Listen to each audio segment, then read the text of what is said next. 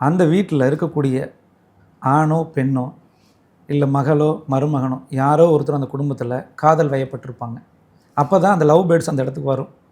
சும்மாலாம் love birds வைக்கவே முடியாது. அந்த மாதிரி எண்ணங்கள் இருக்கிறவங்க அந்த லவ் பேர்ட்ஸ் கொண்டு வருவாங்க. ஒருவேளை திருமண வாழ்க்கைக்கு முன்னாடி கூட காதல் பண்ணியிருப்பாங்க, லவ் ஃபெயிலியர் ஆகிருக்கும், லவ்னு ஒரு விஷயம் 100% வந்திருக்கும். அது இல்லாமல் லவ் பேர்ட்ஸ் வராது. அப்புறம் இந்த நாய் அப்படிங்கிறத எடுத்துக்கிறோம் இல்லைங்களா, பைரவர், அது நம்ம தெய்வமாக வழிபடுறோம். இது வந்து நம்ம வாழ்வியலோட பண்டைய காலத்துலேருந்து இன்றைக்கு வரைக்கும் தொடர்பில் இருக்குது. ஒரு ஆண் மகன் இருக்கார், ஒரு ஆண் ஒரே ஒரு பையன் மட்டும் இருக்காங்க, அங்கே ஒரு பெண் நாய் வளர்த்துனீங்கன்னா அவருக்கு திருமணமே நடக்காது. உண்மை அது, நீங்கள் ஆய்வு செய்து பாருங்கள். அதே மாதிரி பெண் குழந்தைகள் இருக்காங்கன்னு வச்சுங்க, ஒரு 2 பெண் மட்டும் இருக்குது, அங்கே ஆண் நாய்க்குட்டி தான் நான் வளர்த்துறேன். அதுவும் ஆண் நாய்க்குட்டிங்கிறது 1 2 ஒரு நாய்க்குட்டியில் நம்ம கணக்கு எடுத்துக்கூட. ஒரு சில வீட்டில் 4-5 வச்சுருப்பாங்க.